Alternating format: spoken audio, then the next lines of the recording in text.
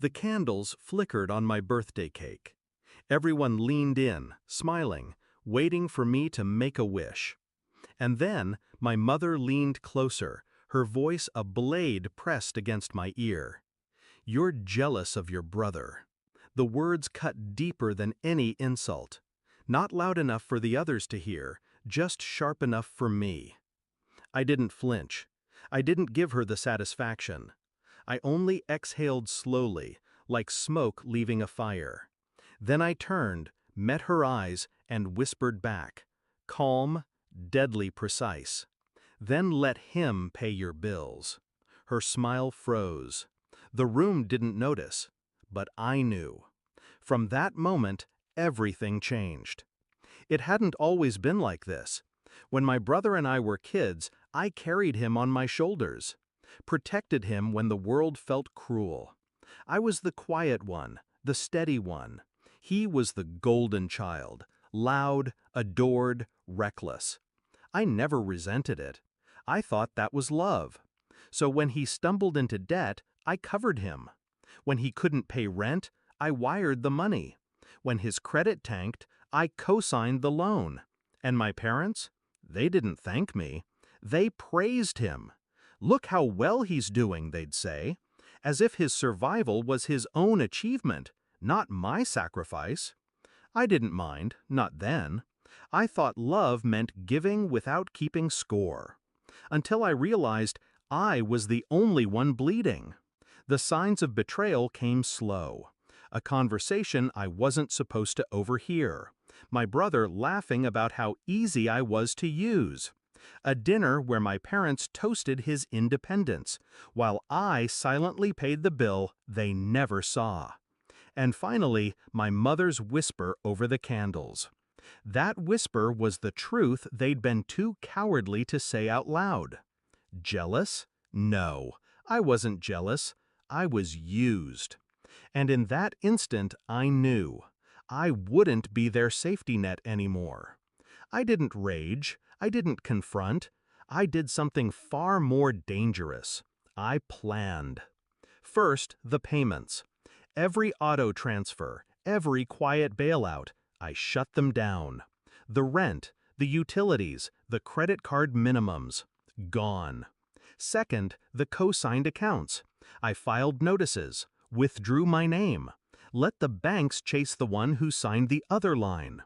Third, the silence. I didn't warn them. I didn't explain.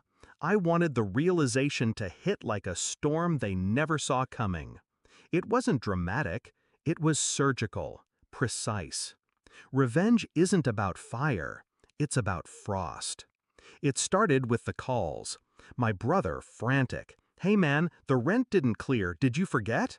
I told him, steady, "I didn't forget." Then my mother. "The electric company keeps calling. Did something happen?" "Yes," I said. I stopped paying. The shock in her silence was worth every dollar I'd ever spent. Weeks passed. The fallout grew. My brother's car was repossessed. He hadn't made a single payment on his own. His landlord taped an eviction notice to the door. My parents scrambled when the mortgage fell into arrears. For the first time, they faced the life I'd been shielding them from, reality. And they hated me for it. Called me selfish, cold, heartless. Funny, that's what they'd always been to me. They just didn't like the mirror I held up. The climax came one evening, another family dinner. Quieter now. No laughter, no golden glow around my brother. Just tension thick as smoke. My mother looked at me, her face tight. "Why are you doing this? We're your family." I set down my fork, my voice calm, deliberate. Family doesn't whisper poison over birthday cake. Family doesn't use you like an ATM. You wanted me silent and invisible. Fine, now you get to see what life is without me. My brother tried to speak, anger, excuses, I don't know. I didn't let him. I leaned closer, my words sharp enough to leave scars. Bills don't pay themselves. You'll figure that out soon. The silence that followed was heavier than any argument. Do I regret it? No. For years, I let myself believe love meant sacrifice, that giving more would earn respect, that saving them would make me part of their pride. But respect isn't bought. Love isn't begged for.